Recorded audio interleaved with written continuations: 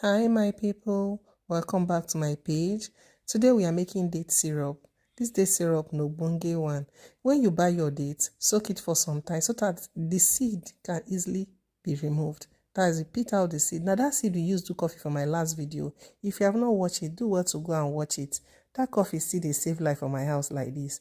I've avoided normal coffee because of the caffeine. That coffee is what I've been taking for some time now. So this is the process you go or do when you want to make your date syrup.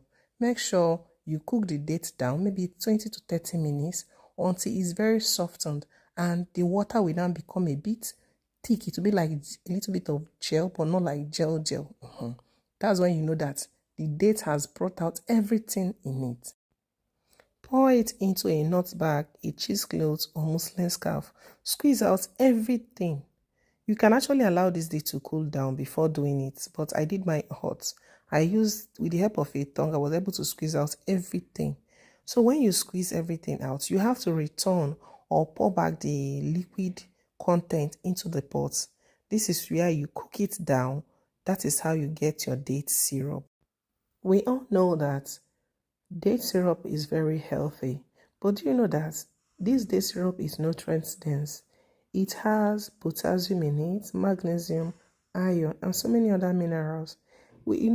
Potassium is very good for health, like when you're having blood pressure, it helps regulate it, and so many other things.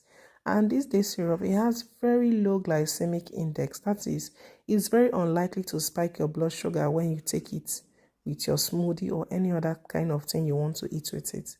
Very, very good. So try it, and it's good for babies. Do you know? Because it's not like normal sugar. Try this today, okay? And thank me later. Do well to save this video and share it to somebody it might be helpful to. See you in the next.